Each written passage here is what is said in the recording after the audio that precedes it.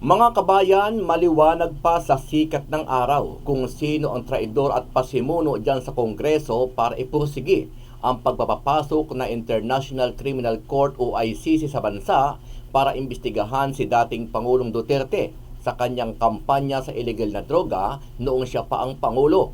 Ito ang pagbubunyag ni Atty. Harry Roque kung saan ay lantaran niyang pinangalanan itong si House Speaker Martin Romualdez na may basbas at pasimuno sa pagpapapasok ng ICC sa bansa. Wala pong nangyayaring kontrobersyal sa House na hindi binibigyan ng basbas ng Speaker. Parang Diyos po talaga ang Speaker sa House, lalong-lalo na kapag budget season. Sinabi na ni Presidente, tapos na ang engagement namin sa ICC, hindi tayo makipagtulungan dahil ito ay hindi na tayo miyembro, wala na jurisdiction ng ICC. Dagdag pa ni Roque na kung hindi matutuloy ang plano nilang impeachment kay BP Sara, gagawa ng ibang paraan ang kampo ni Romualdez para tuluyang masira ang pangalan ni BP Inday Sara at ng kanyang ama na si PRRD. Kung hindi itutuloy ang impeachment para matanggal ang BP Sara, abay susuportahan naman nila ang investigasyon laban sa mga Duterte na posibleng maging dahilan din para magkaroon ng warrant of arrest laban kay BP Sara. Samantala, kaduda-duda rin anya ang mga ikinikilos at biglang kambyo nitong si Justice Secretary Boying Remulla kung bakit tila biglang nagbago ang ihip ng hangin kung saan ay sinabi niya na pag-aaralan nila ang resolusyon ng Kamara kaugnay nga sa pagpapapasok ng ICC sa bansa. Ito ngayon na maging basehan para magpatuloy itong sinasabi ngayon ni Justice Secretary Remulla na pag-aaralan ngayon ang issue ng pagtulungan sa ICC. Bagamat ilang beses na rin niya inulit ang sinabi ng Presidenteng hindi na makikipagtulungan. Ano ang masasabi mo dito, kabayan? Naniniwala ba kayo nakapakanan lahat ng ito ni Speaker Martin Romualdez Jr. bunsod na rin ng kanilang alitan ni Vice President Inday Sara Duterte Carpio? Sama-sama nating panoorin ang buong video at pakicomment nyo po ang inyong mga reaksyon at sariling opinyon. Pero bago yan, muli po ako nag-iimbita sa mga hindi pa po nakasubscribe sa ating channel na Kabayan News PH, pakipindot po ang subscribe button at pakiclick na rin ang notification bell para lagi kayong updated sa mga bagong upload natin na legit at napapanahong balita. Maraming pong salamat. May natanggap umanong impormasyon si dating presidential spokesman Atty. Harry Roque na aaprubahan ng Kamara ang resolusyon na inihain ni Representative Bienvenido Abante para makipagtulungan ang pamahalaan sa International Criminal Court o ICC.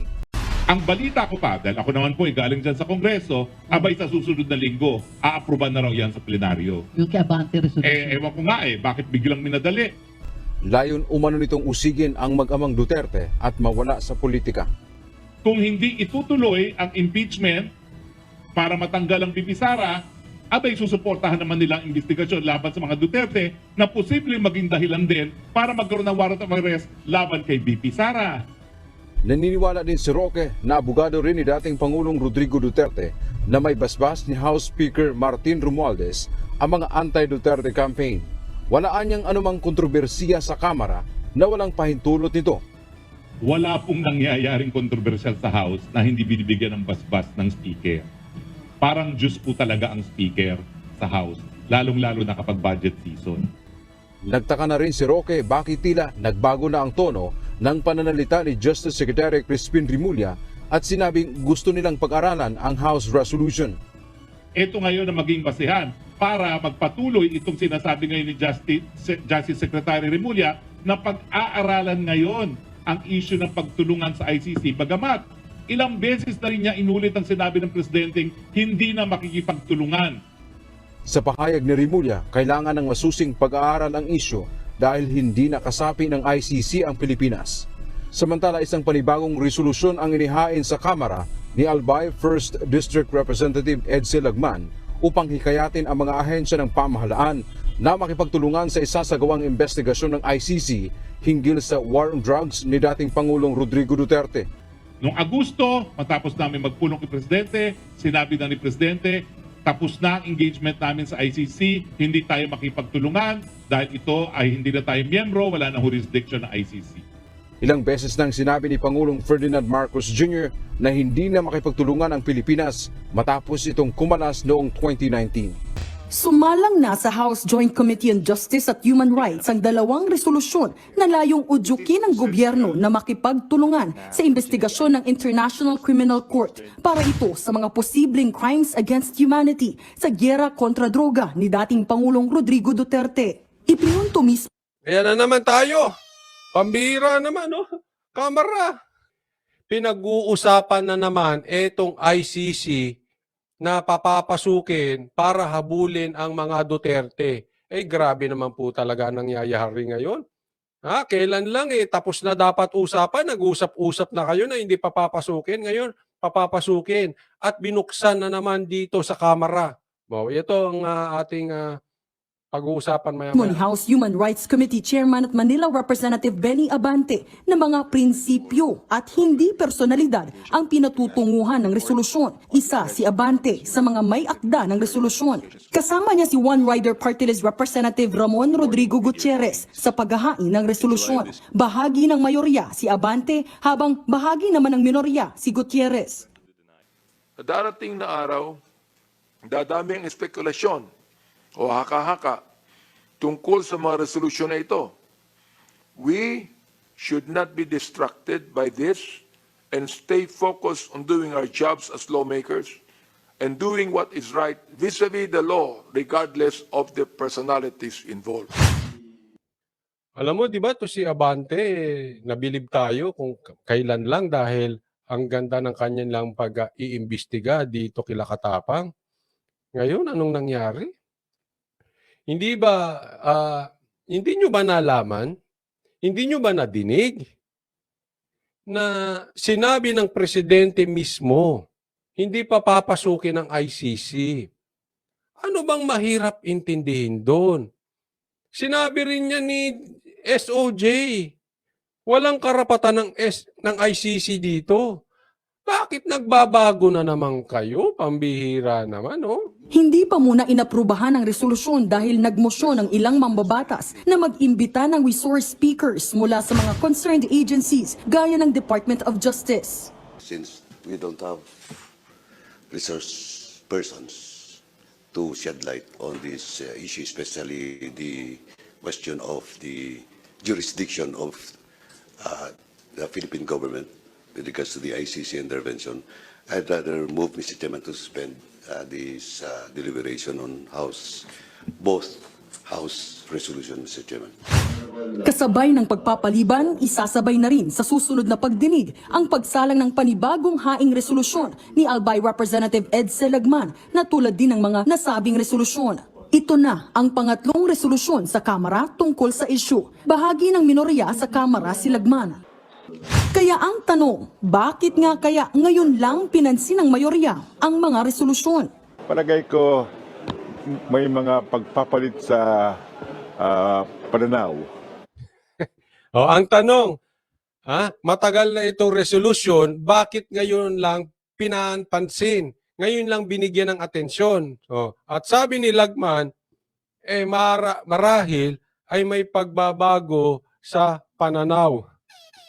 Sir, pagbabago ba sa pananaw o may pagbabago sa proyekto? Ako po yung nagtatanong lang po That is an honest question. Pananaw ba ang usapan dito o proyekto? Kasi may mga nagsasabi na para ka raw ay magkaroon ng magandang proyekto at ikaw ay mabigyan ng budget para sa iyong proyekto, kailangan sumusunod ka kay Tamba. So ibig sabihin, yung mga nagbabago ng pananaw, anong tawag po natin doon? Balimbing? Project? Pork barrel? Plastic? Hindi ko alam. Or talaga bang tunay na nagbabago lang ng pananaw? Dahil gusto nilang pagsilbihan ang bansang Pilipinas dahil sila ay concerned sa mga citizens at sa human rights. Tanong lang po, sir.